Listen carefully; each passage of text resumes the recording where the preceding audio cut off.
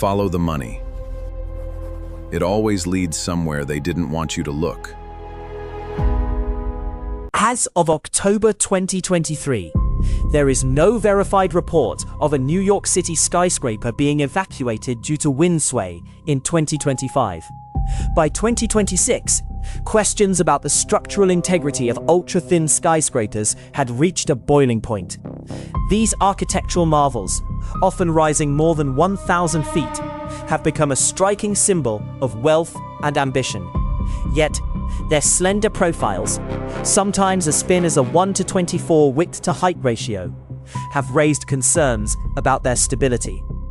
The trend of constructing super-slender towers began in the early 2000s, fueled by advanced engineering techniques and a booming luxury real estate market. By 2019, New York City alone had over a dozen such towers, each claiming a unique spot in the skyline. The demand for these towering structures stemmed from their ability to offer unparalleled views and prestigious addresses. Despite their allure, these buildings come with a hefty price tag. Construction costs can soar into the billions, with developers betting on high returns from affluent buyers willing to pay premium prices. However, the engineering behind these skyscrapers presents significant challenges. The slenderness of these buildings makes them particularly susceptible to sway caused by wind forces. To mitigate this, engineers employ various techniques such as tuned mass dampers, which are large weights strategically placed within the building to counteract movement. Yet, as these structures push the limits of engineering, the question arises, have we pushed too far? In 2024, a study by the Council on Tall Buildings and Urban Habitat highlighted the potential risks associated with these ultra-thin designs. It noted that while current engineering solutions address many of the concerns, the margin for error is minimal. A single miscalculation or unforeseen environmental factor could lead to significant consequences. This concern was underscored by an incident at 432 Park Avenue, where residents reported unsettling creaking noises and leaks, leading to lawsuits and further scrutiny. While some experts argue that the engineering principles remain sound, others point to the increasing frequency of extreme weather events as a factor that could challenge these designs. Climate change has brought about more intense storms, with wind speeds that test the limits of even the most well-engineered buildings.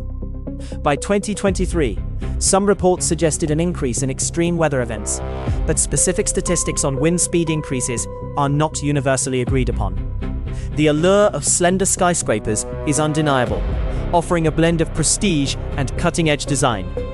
However, the billion-dollar question remains, are we building skyscrapers too thin? As developers continue to push the boundaries of what's possible, the world watches closely. Will the engineering innovations keep pace with the ambition, or will nature have the final say?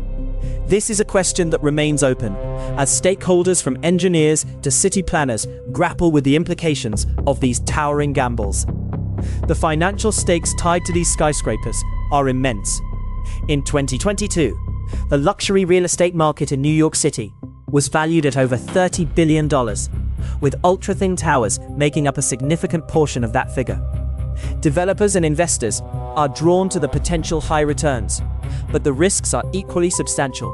The market for these slender giants is volatile, hinging on economic stability and the whims of wealthy buyers. A downturn in the economy or loss of confidence in their structural safety could lead to financial repercussions. The engineering community continues to debate the safety of these structures. Proponents highlight successful projects like 111 West 57th Street, which incorporates advanced materials and technology to withstand high winds and seismic activity. This tower, completed in 2021, stands as a testament to modern engineering prowess. It employs a reinforced concrete core and intricate wind bracing systems, designed to ensure stability. Yet, critics argue that such measures, while effective, do not eliminate the inherent risks. The cost of maintaining and inspecting these buildings is another factor. Regular assessments are crucial to ensure that the structural integrity remains uncompromised.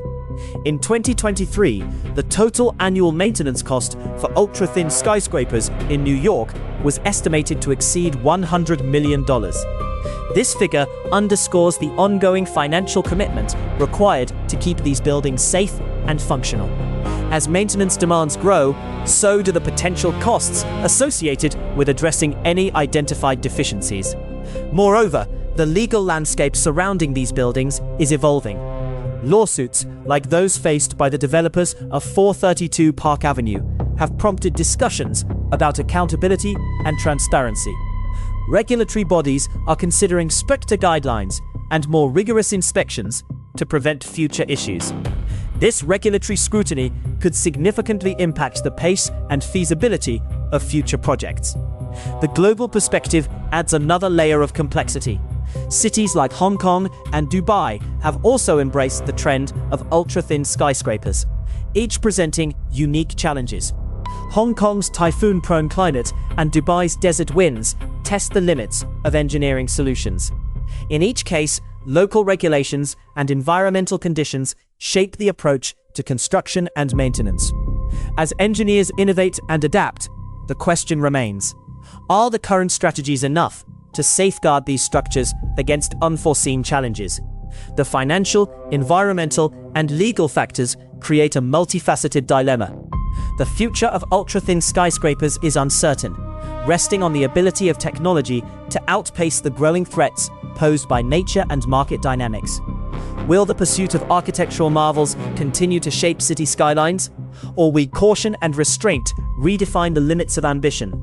This ongoing debate reflects broader questions about the balance between innovation and safety. As the debate over ultra-thin skyscrapers continues, the financial implications are becoming increasingly apparent.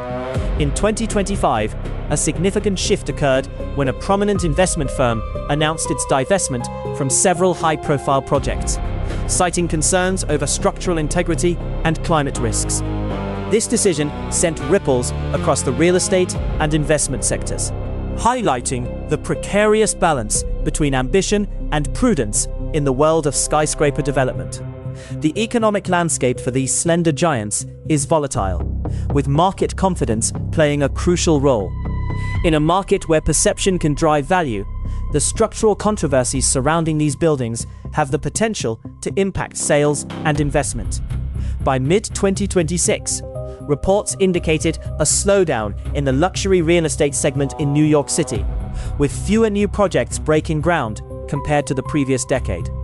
This decline coincided with increased regulatory scrutiny and the rising costs of ensuring structural safety.